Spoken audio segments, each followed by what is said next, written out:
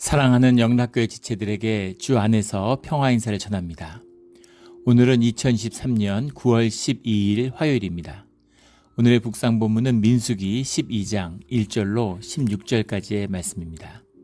오늘 본문 말씀 12장 1절부터의 말씀은 이렇게 시작합니다. 모세가 굿수 여자를 취하였더니 그 굿수 여자를 취하였으므로 미리암과 아론이 모세를 비방하니라. 미리암의 사건을 다루고 있는 아주 중요한 사건의 말씀이죠. 모세가 굿수 여자를 취하였더니, 굿수라고 하는 게 쿠시라는 말인데, 굿수는 이제 전통적으로 아프리카의 에티오피아를 이제 지칭하기도 하지만 더 넓게 보면 함족, 셈족과 구별되는 함족을 얘기하는 것이죠. 그래서 아라비아 산지에도 있었고 시리아에도 있었고 여러 지역에 분포해 살았었다고 해요. 근데 중요한 것은 이제 굿수 여자를 취하였다는 의미가 이방 여인을 취했다, 이런 의미죠. 굿수 여자를 취한 것으로 미리암과 아론이 모세를 비방했다. 굿수 여자가 누군가 도대체? 근데 이것을 이제 또 일부에서는 십보라랑 결혼했던 것 사실을 문제 삼은 것이다, 이렇게 이야기하는데 십보라는 아닐 것 같습니다. 지금 결혼한 지가 언제고 애를 낳고 손자 증손자 고손자가 나왔을 것 같은데, 이 당시 일찍 결혼하니까. 근데 지금에 와서 십보라를 문제 삼았다, 이렇게 볼 수는 없고, 일반적으로는 십보라가 죽은 뒤에 후처를 맞이한 것이다, 이런 것이죠. 그러니까 무슨 여자를 취하고 후처를 취하고 거기다가 또 이방 여인을 취했느냐, 이렇게 비방을 하는 거죠. 그런데 우리가 잘 알고 있는 것처럼 이방 여인과 결혼하는 것이 문제가 되지는 않습니다. 우리 창세기에도 많이 나오고 또 록기에도 나오고, 이방 여인과 결혼하는 것 자체를 금지하거나 문제 삼지는 않아요. 물론 또 에스라서 9장이나 느헤미야서 13장인가요? 그런데 보면은 외국인과의 결혼을 금지하고 있습니다. 근데 그것은 경우가 다르죠. 그것은 이제 바벨론 유수를 가서 이방인 가운데 자신의 삶의 주도권을 잃어버렸을 때, 그때 이방인과 결혼한다는 것은 이스라엘의 정체성을 던진다, 이런 말이 들어있는 거죠. 그것을 경계하는 것이지, 중요한 것은 하나님을 중심에 둬야 된다, 이런 의미입니다. 그러니까 믿지 않는 사람과 결혼하는 것은 경계해야 될 부분이죠. 삶의 큰 문제입니다. 그러나 그것 자체가 금지하고 해서는 안 되는 것은 아니죠. 결혼을 하고 그 사람을 전도해서 교회로 인도하면 되는 거예요. 그런데 그것을 쫓아가고 우상 숭배하는 사람을 만나서 우상 숭배를 쫓아간다, 그게 문제가 되는 것이죠. 그래서 굿수 여인과 결혼했다는 것 자체가 문제가 될 것은 없습니다. 그리고 당연히 모세가 삶의 주도권을 쥐고 그리고 이스라엘과 함께하는 거니까 그거를 문제 삼을 수는 없겠죠. 또 반대로 이것이 이방 여인, 이민족을 향한 이스라엘 가운데에서 히브리와 이민족이 하나 되는 것을 보여주기 위한 것이었다, 또 신앙의 표상이다, 또 이렇게 이야기하는 사람들도 있는데 그럴 수도 있겠죠. 그런데 그런 의미든지, 아니면 나이 노년에 외로워서 삶을 좀 보살펴 줄 사람이 필요했는지, 아니면 굿수 여인이 특별히 인격적으로 마음에 온 게 있었는지 알 수 없죠. 그러나 문제는 굿수 여인을 취했다는 것 자체로 문제 삼을 수는 없다는 것입니다. 그런데 문제는 그것을 문제 삼았다는 거죠. 이 모세의 누나와 형인 미리암과 아론이, 또 가장 하나님의 애를 가까이서 보좌하고 있는 아론은 대제사장이죠. 미리암과 아론이 모세를 비방하니라. 미리암과 아론이 모세를 비방했다, 이렇게 해석했는데, 뒤에 가면 미리암만 대표로 벌을 받죠. 왜 미리암만 대표로 벌을 받았을까요? 미리암과 아론이 모세를 비방했다니까 둘이 속닥속닥 하면서 모세를 비방한 것처럼 보이는데, 근데 그것이 아니라 이 비방했다라는 말이 바테다베르라는 말이, 테다베르라는 게 비방하다는 말인데 앞에 바라는 말이 붙었습니다. 이제 여성형 접두형이죠. 그러니까 주어가 여성인 거예요. 그러니까 마리암과 아론이 비방한 것이 아니라 마리암이 아론한테 비방한 것입니다. 베아론인데 베아론의 베를 그냥 아론과 앤드로 받았는데, 미리암이 아론한테 대해서 아론에게 모세를 비방했다라는 얘기입니다. 오늘 그 말씀은 여러 가지 이제 깊이가 있는데, 공개적으로 비난했다는 건 또 다른 차원의 얘기죠. 사람들이 모인 자리에 모여서 야, 모세가 이럴 수가 있느냐, 이렇게 얘기했으면 이 사건은 또 다른 의미를 가질 겁니다. 근데 아론에게 이야기한 거예요. 그러니까 아론과 미리암이 들은 이야기입니다. 2절에 그들이 이르되 여호와께서 모세와만 말씀하셨느냐, 우리와도 말씀하지 아니하셨느냐 하매 여호와께서 이 말을 들으셨더라. 둘이 한 얘기지만 주님은 다 들으시죠. 여호와께서 모세와만 말씀하셨느냐라는 이 말 속에 왜 구스여인을 취한 것에 대한 비난의 뜻이 왜 했는지가 들어있는 거죠. 모세를 비난하는데 비난의 뜻이 사실은 왜 모세가 지도자의 직분에 더 충실하고 우리 간디 같은 지도자, 간디 같은 지도자는 그 결혼을 했지만 이제 남아공에서 이렇게 인도 사람들과 함께 독립운동을 시작하면서 인도가 독립할 때까지 일체 부부 생활을 이제 하지 않겠다라고는 맹세를 하죠. 서원을 합니다. 그걸 지켰다고 그래요. 간디의 지도력, 영적인 지도력이 나오는 엿볼 수 있는 대목이죠. 물론 여러 가지 이제 힌두교 교리와의 깊은 연관이 있는데, 그런데 하물며 하나님의 사람이고 하나님의 가장 큰 직접적인 하나님의 말씀과 임재 가운데에서 그 권능을 받은 모세가 사사로이 여인을 취하느냐, 이런 비방일 수 있었겠죠. 근데 그 비방의 내면은 모세가 가지고 있는 권위, 모세가 갖고 있는 위엄, 존경, 이런 걸 시기 질투하는 거죠. 왜 시기 질투하겠습니까? 우리도 하나님 음성을 듣는데, 우리도 하나님 일을 하는데, 그리고 개인적으로는 미리암과 아론의 동생이잖아요.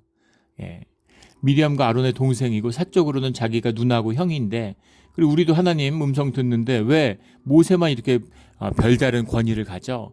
이런 거에 대한 불만이 있었다는 거죠. 그 자리에 서지 않았기 때문에, 그 권위의 의미가 무엇인지 모르기 때문에 그것을 사사롭게, 그것을 이제 부러워하고 맛을 아니까 그 권위가 무엇인지, 하나님의 임재가 주는 그게 무엇인지를 느끼고 아는 사람들이죠. 그러니까 그걸 부러워하는 겁니다. 근데 그것이 가진 사명, 소명을 보는 것이 아니라 개인적으로 내 동생인데 왜 내 동생이 저렇게, 나는 왜 안 돼? Why not me? 이런 거죠. 그런 마음, 시기하고 질투하는 마음입니다. 에고의 마음이죠. 에고가 주는 거짓된 마음. 네가 높으냐 내가 높으냐. 사실은 다 한 가족이고 진짜 가족이잖아요. 공동체인데 그 가운데 네가 높으냐 네가 대접받느냐는 현상의 문제로 그 본질을 보지 못하는 것이죠. 그런 이제 어리석음이 있는 겁니다. 예전에 이제 신학교에 처음 다니는데 그때 이제 공부를 하면서 구약을 공부하고 신약을 공부하는데 성경 가운데서 뭔가 이 사도 바울이 되게 못마땅했습니다. 성경 공부하는데 신학교에서 사도 바울이 못마땅하면 어떡하겠어요? 사도 바울이 그 신약의 거의 한 3분의 2를 차지합니다. 그래서 사도 바울의 권위나 사도 바울의 어떤 그 영향이 너무 과도한 게 아닌가, 성경 전체를 이해하는데 예수님의 참된 말씀을 만나야 되는데 사도 바울의 그 어떤 이해, 신학 이 안에 주님의 계시가 갇혀 있는 게 아니냐, 그런 마음이 들었어요. 그런 마음을 가지고 있었는데 그때 이제 사도행전에 관련된 수업을 듣고 있었는데 그 교수님이 사도행전을 이렇게 하면서 이렇게 그 데살로니카의 폐허가 된 유적을 보여줬습니다, 사진으로. 근데 그때 교수님이 그런 말씀을 하세요. 이 쓰러진 이 돌 어딘가에 사도 바울이 앉아 있을 거라고. 사도 바울이 앉아 있었을 것이라고. 근데 사도 바울의 그 외롭고 고달픈 상황, 이제 이런 걸 얘기를 하시는 거죠. 그분이 그런 표현을 쓰셨어요. 나 같은 신학 교수는 이렇게 캡티브 오디언스라고, 붙들린 사람들이 있어서 말씀을 언제든 전할 수 있는 거죠. 강의할 수 있는 거죠. 가르침을 전할 수 있는 거죠. 거기 붙들려 있는 학점 때문에 이제 학생들이 있으니까. 근데 그 그리스에 그 도시에 내렸을 때 데살로니카에서 누가 사도 바울의 말을 들었겠냐는 거예요. 하나님의 복음, 하나님의 말씀을 가지고 왔는데 그걸 누가 들으려고 했겠느냐. 이제 그런 그 데살로니 그 모습을 이제 말씀하시는 건데, 그때 굉장히 좀 신비한 경험을 했습니다. 개인적인 경험이죠. 그 프로젝트를 본 데살로니카의 폐허인데 거기에 한 노인 같은 나이 든 사람이 이렇게 앉아 있는, 초라하고 이렇게 몸이 마치 그 곱사등이 같이 이렇게 등이 굽어 가지고 이렇게 앉아 있는 그런 사람의, 외로운 사람의 모습이 이렇게 보이는 거예요. 근데 그것이 이제 제 마음에는 사도 바울의 모습처럼 보였습니다. 환상 같은 것이죠. 그리고 그때 마음에 이렇게 주님의 음성처럼 주님의 목소리가 가슴에 울리는 것 같은 거예요. 주님의 음성은 사도 바울의 권위를 주면 사도 바울의 삶을 살겠느냐 이런 말씀이었습니다. 사도 바울의 권위를 주면 사도 바울의 삶을 살겠느냐. 근데 그 말씀을 들었는데 저는 못합니다 주님. 이런 고백이 저는 못합니다 주님. 못하죠. 어떻게 합니까? 근데 그 순간 눈물이 팍 터졌습니다. 그래가지고 뭔가 막 걷잡을 수 없는, 수업 때 조용히 나가서 화장실에 가서 혼자 울었던 기억이 나요.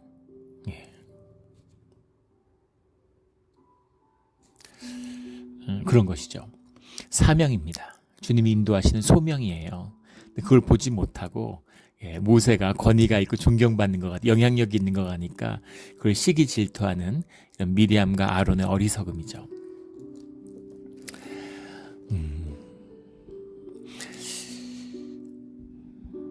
그 여호와께서 이 말을 들으셨더라. 주님은 아시는데 3절에 이 사람 모세는 온유함이 지면의 모든 사람보다 더하더라. 모세가 온유하다라는 말이 이제 아나브라는 말인데, 아나흐라는 말이 이제 원형입니다. 아나흐라는 말은 뭐 영어로는 humble, poor 이렇게 해석을 하는데, 원뜻은 아나흐라는 건 절한다는 뜻이에요. bow down, 절한다 이런 뜻입니다. 이렇게 엎드려 절한, 앞에 엎드려져 있는, 그러니까 팍 엎드리는 사람이에요.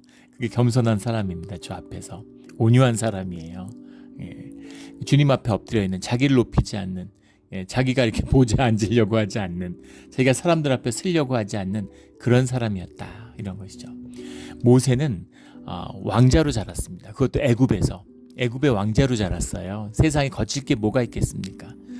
뭐 재벌 2세 3세대도 눈에 거칠 게 없고 망나니 되기 십상이잖아요. 웬만큼 제대로 교육받지 않으면 제대로 크기 참 어렵습니다. 근데 애굽에 그 유럽 같은데 왕실 자식들은 보십시오. 영국에 뭐 제대로 자란 사람이 아무도 없잖아요. 그런데 하물며 사우디의 왕자들 엉망진창이지 않습니까? 그런데 그 당시에 애굽의 왕자로 자랐으면 어떤 삶이었겠습니까? 그런데 그렇게 자란 모세가 다시 삶 가운데 처갓집에 가서 양식을 하는 것으로 그렇게 주님이 연단하시죠. 그래서 모세가 온유한 사람이 됐어요. 주님 앞에서. 모세가 타고난 게 아니라 주님과 함께하고 주님과 동행했기 때문에, 주님 안에서 훈련을 받았기 때문에 온유한 사람이 된 것이죠. 근데 모세는 지면의 모든 사람보다 가장 온유한 자다, 이렇게 주님이 인정해 주시는 겁니다. 이것이 모세가 지도자가 된 비밀이다라는 거죠. 이 온유함을 배우기 위해서 40년 동안 처갓집에서 눈칫밥을 먹으며 양치기를 하며 살았습니다. 또 죽음의 두려움도 있었겠죠. 모세에서 무슨 자객, 히트맨을 보내면 어떡하나, 사람들이 자기가 어디 숨어 있는지 알면 어떡하나, 그런 두려움도 있었겠죠. 참 고달프고 힘든 삶을 살았던 그 모세가 그 삶을 자신의 삶으로 받아들이고 살아냄으로써 이런 온유함을 선물로 얻게 된 것이죠. 우리 주님이 주시는 온유함의 선물을 놓치지 않는 우리 모두가 되기를 주의 이름으로 축원합니다. 주님은 온유한 자가 땅을 얻게 되는 것이죠. 4절에 여호와께서 갑자기 모세와 아론과 미리암에게 이르시되 너희 세 사람은 회막으로 나아오라 하시니 그 세 사람이 나아가매. 5절 여호와께서 구름 기둥 가운데로부터 강림하사 장막문에 서시고 아론과 미리암을 부르시는지라. 그 두 사람이 나아가매 이르시되 내 말을 들으라. 왜 세 사람을 불렀을까? 물론 모세는 당사자이니까 불렀겠죠. 그리고 미리암과 아론이 나왔는데, 미리암이 나병에 걸리는, 나병이라고 하는 건 상징적인, 주님께 버림받았다고 하는 상징적인 병이죠. 그래서 왜 그러면 미리암과 아론이 얘기했는데 미리암만 벌을 받았느냐? 우리 앞에서 나누었던 것처럼 미리암이 비방하는 얘기를 아론에게 했기 때문입니다. 그러면 아론은 듣기만 했고 죄가 없는데, 비방이 동조하지 않았는데 왜 거기에 함께 불러 나왔느냐? 그 말을 들었기 때문이죠. 이게 또 중요한 비밀입니다. 만약에 모세를 비난한 게 아니라 하나님을 비방하는 거면 어떻겠어요? 그럼 둘 다 똑같은 겁니다. 여기서 벗어나려면 아론이 돌로 미리암을 쳐 죽여야 돼요. 근데 주님이 그렇게 하시지는 않은 거죠. 아론이 같이 비방했다면 아론이 물론 벌을 받아야 됩니다. 또 어떤 사람들은 뭐 아론은 대제사장이었기 때문에 대제사장의 직분이 끊어지면 안 돼서 벌을 면했다 이러는데 말도 안 되는 소리죠. 그러면 대제사장 직분을 파괴됐겠죠. 그런데 아론은 그렇게 가담하지는 않았다는 겁니다. 그렇다고 책임이 없는 것이냐? 아론은 죄가 없느냐? 아닙니다. 죄가 있죠. 그 얘기를 들었으니까. 그렇다면 모세를 비난한 얘기를 들었다는 얘기가 그렇게 큰 죄가 되는가? 그 얘기 가운데에는 모세를 비난하는 것 가운데는 하나님의 권위에 도전하는 그 마음이 들어있기 때문인 것이죠. 이게 중요한 비밀입니다. 사도 바울이 권세 있는 자들, 권세 받은 자들을 공격하지 마라, 비판하지 마라, 그런 사람들에게 순종해야 된다, 이런 가르침을 이야기하잖아요. 그것 때문에 그 사도 바울을 공격하는 사람들이 많죠. 그런데 그 뜻 가운데 하나님이 허락하셨다는 겁니다. 세상의 권세, 영적 권세는 하나님의 섭리 가운데 이루어지는 일이에요. 그렇기 때문에 그 일 가운데, 섭리 가운데 움직이는 주님의 뜻을 발견하는 것이 주님의 자녀된 자들의 도리입니다. 그래서 그 사람에게 자격이 있는지 없는지를 우리가 정죄하고 비난하거나 판단할 필요가 없어요. 더 중요한 것, 거기서 더 나아가면 그런 권위를 부정하고 비판하는 것이 나에게 굴레가 된다는 겁니다. 이렇게 사람들 모이면은 정치 얘기하고 정치 지도자들 욕하고 정치인들 얘기하면 욕밖에 더 하겠어요? 근데 그런 것은 이제 경계하고 꺼리는 것입니다. 교회 가운데서 그런 일을 하면 안 되죠.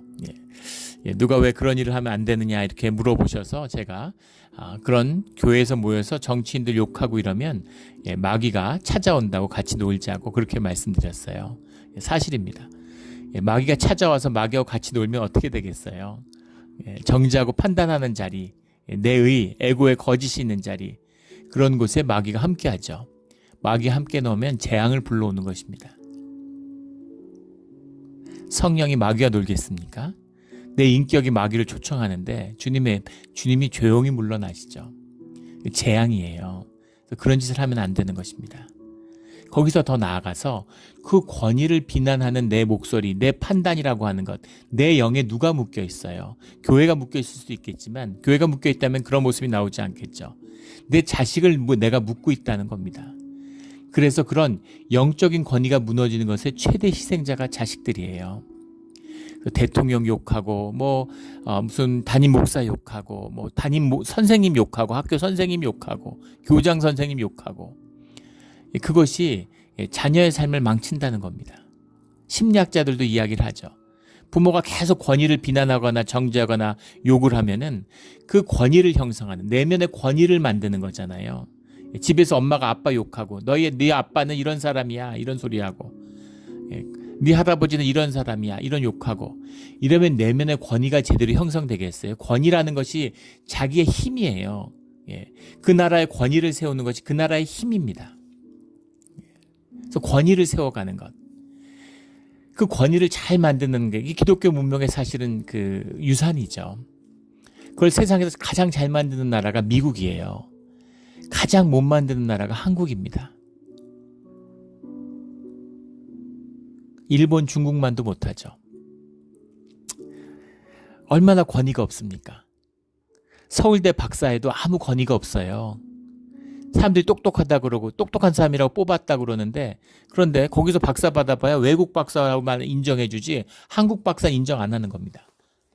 일본은 정반대죠. 미국에서 하버드, 옥스퍼드에서 박사 받아도 동경대 박사를 더 인정해 줍니다. 자기들이 권위를 만들고 세워가는 법을 알기 때문이죠. 그게 파워예요. 그게 조그만 섬나라 사람들이 미국에 도전하고 세계 패권에 도전했던 힘입니다. 좋다는 의미가 아니라 그 권위라고 하는 것은, 권위를 인정하고 권위를 만들어가는 것이 사람들이 파워를 만들어가는 비밀이에요. 우리 내면도 마찬가지입니다.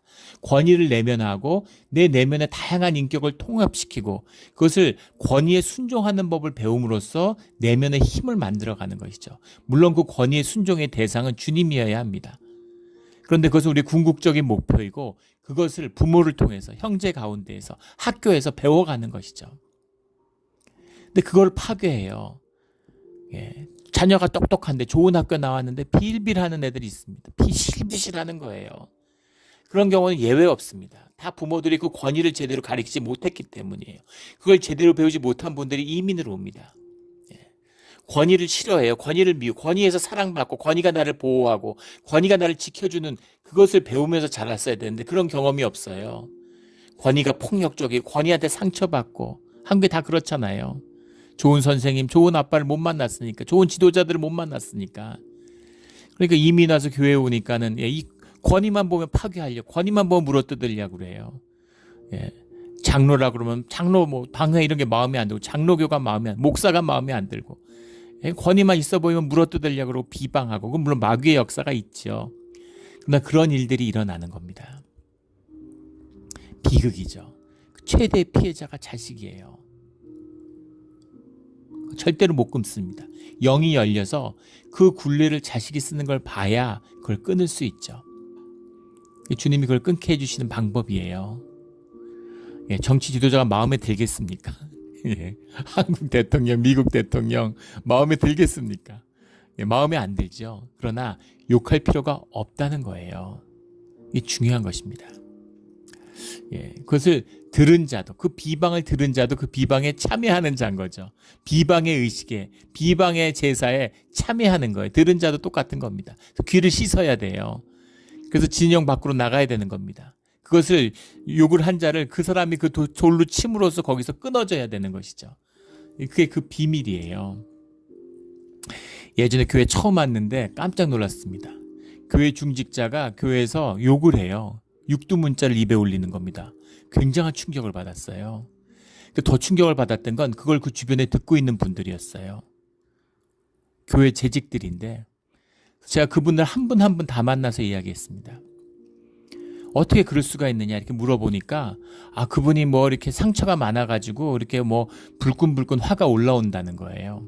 그래서 제가 그렇게 여쭤봤어요. 만약에 그분이 만성 변비가 있어서 갑자기 변이가 있으면 의자 위에 올라가서 대변을 보면 어떻게 했겠냐고.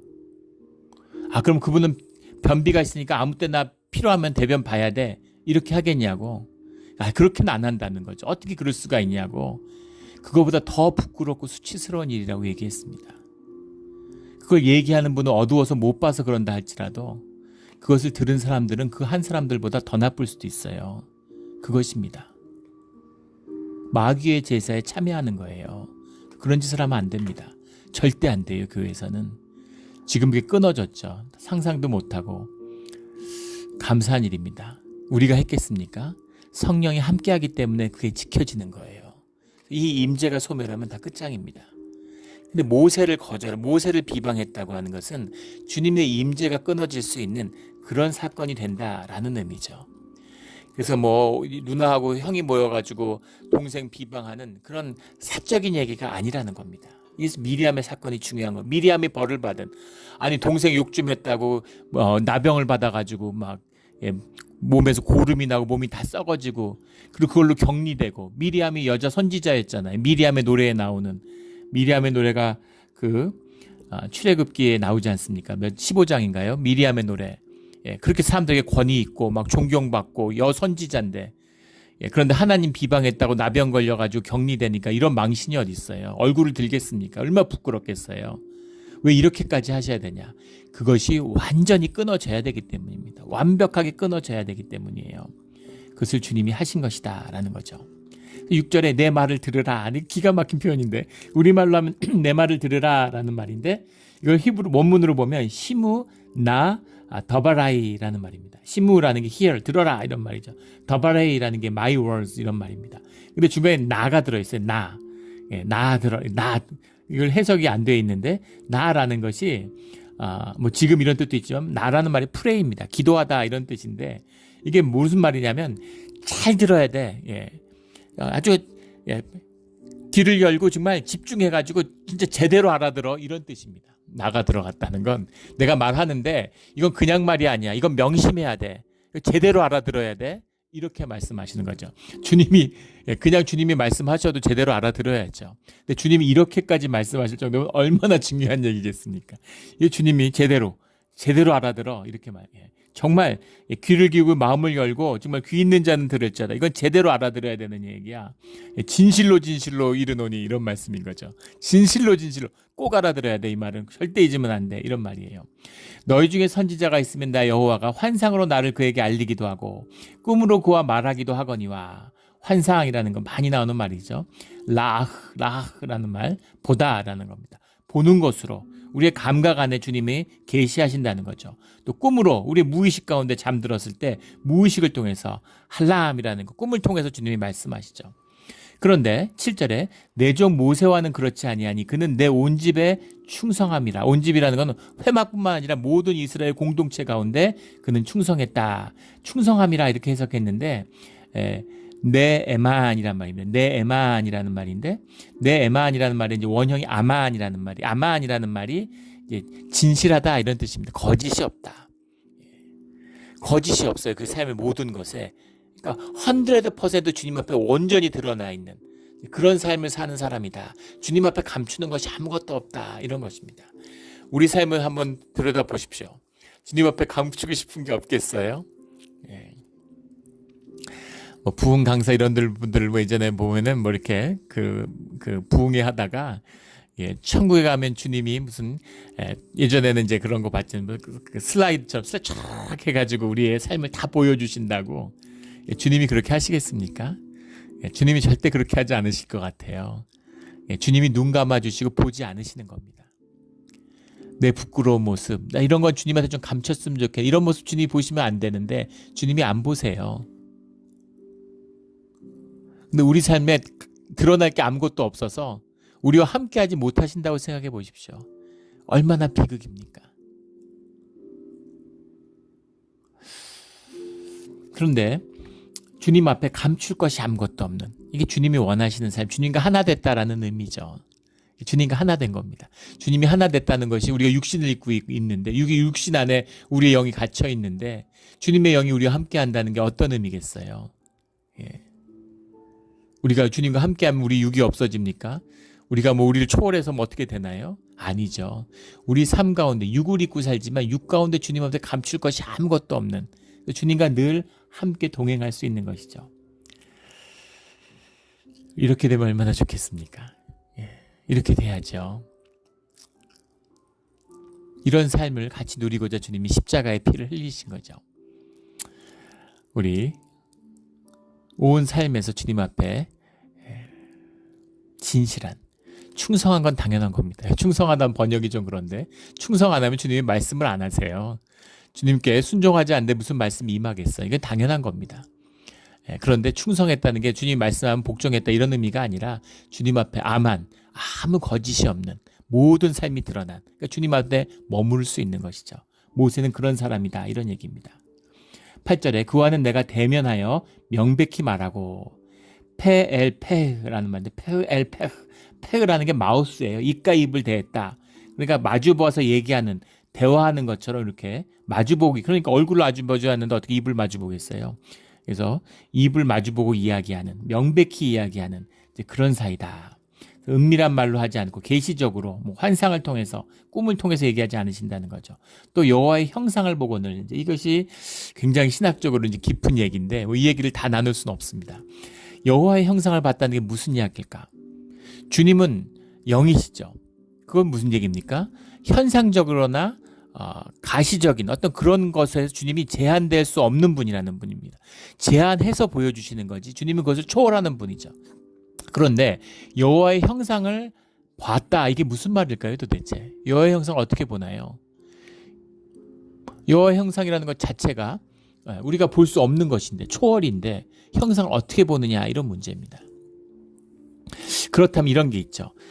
뭐 천사가 찾아오는 것처럼 주님의 그리스도의 모습으로 와서 다니엘서나 이런 데 나오는 것처럼 주님 에스겔의 환상처럼 주님의 이미지 주님이 육신을 입고 육신의 사람의 형상으로 나타난 그 모습을 제한된 우리의 가시적으로 제한된 주님의 모습을 우리가 시각을 통해서 주님을 보았다 이런 의미로 볼 수도 있겠죠. 그런데 그런 것은 아니라는 겁니다. 예. 그런 것은 특별히 모세가 아니더라도 주님이 누구에게나, 주님이 뜻하시면 누구에게나 보여주실 수 있는 거잖아요. 모세 특별하면 얘기할 게 없죠. 그 주님이 그냥 드러내시면 드러내시는 거니까. 그래서 여호와 형상을 봤다는 게 무슨 말이냐에 대해서 많은 논란이 있을 수 있는 것이죠. 그런데 문제는 주님의 임재죠. 주님의 임재가 함께 한다는 얘기입니다. 그게 정확히 무엇인지는 알 수 없지만, 모세가 만난 주님이 어떻게 주님을 경험하는지 알 수 없지만 주님이 분명하게 말씀하신다는 겁니다. 내가 모세를 만났는데 모세가 거짓이 없는 것처럼 나도 모세 안에 감춤이 없이 그대로 모세와 만나서 이야기하는 페이스 투 페이스로 말하는 그런 존재다. 이렇게 말씀하고 계시는 거죠. 주님을 볼 수 없다는 건 성경의 대전제입니다. 예.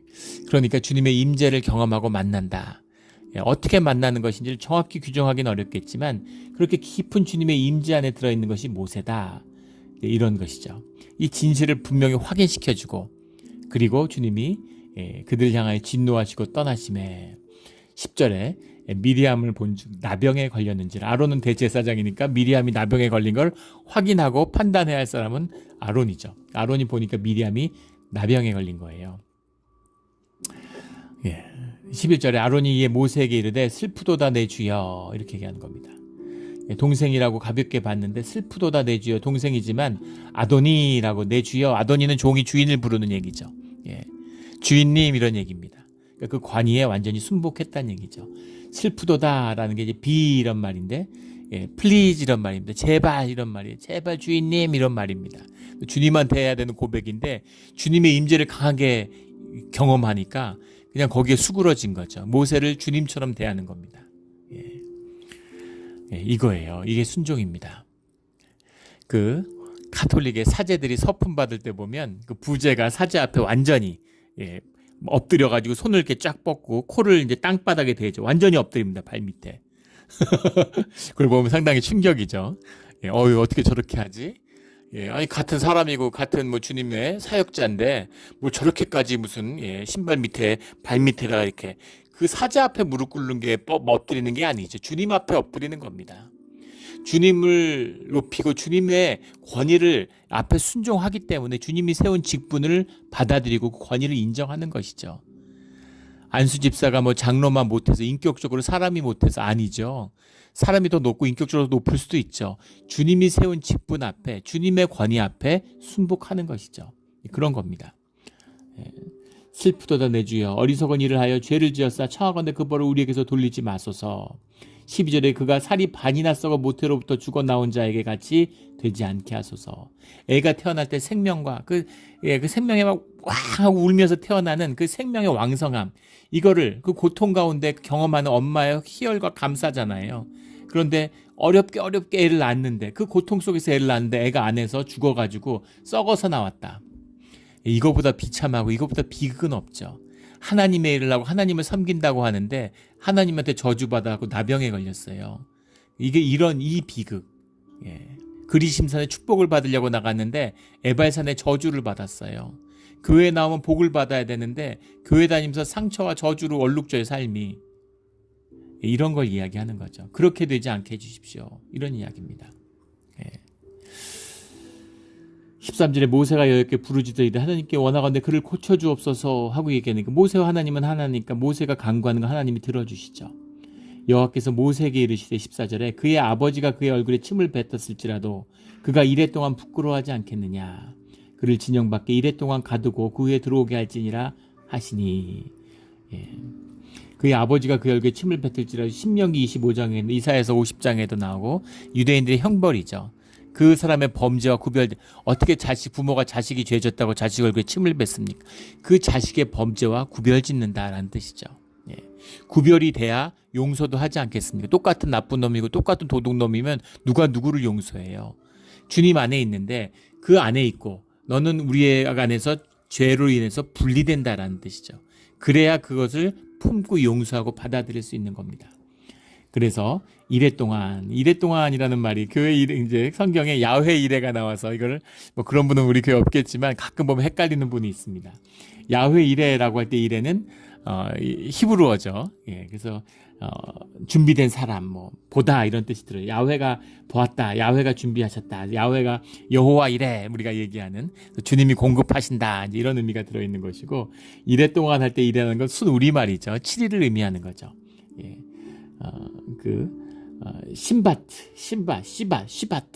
시바트 야밈이라는 말이죠. 시바트 야밈 7날 7일을 얘기하는 겁니다.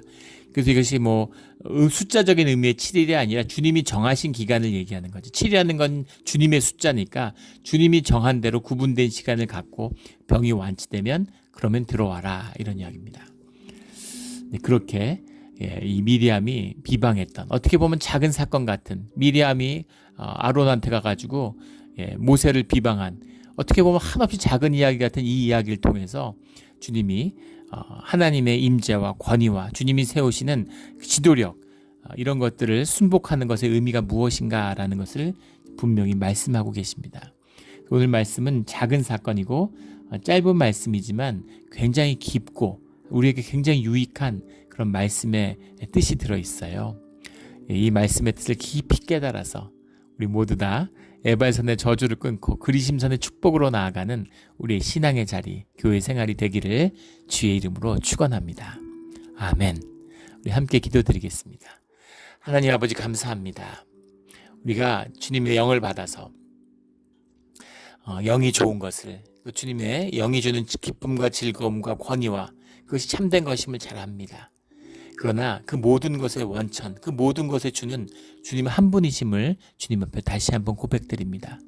모든 영광을 주님께 올리고 그 어떠한 영광도 도둑질하지 않는, 주님의 영광을 먹고 어리석게 죽어가는 자가 아니라 늘 주님의 영광을 높임으로, 주님만에게만 영광 받으심으로 주님의 영광이 떠나지 않는 그 임재 가운데 살아가는 우리 신앙의 자리가 되게 하여 주시옵소서. 감사하며 예수 그리스도 이름으로 기도드렸습니다. 아멘.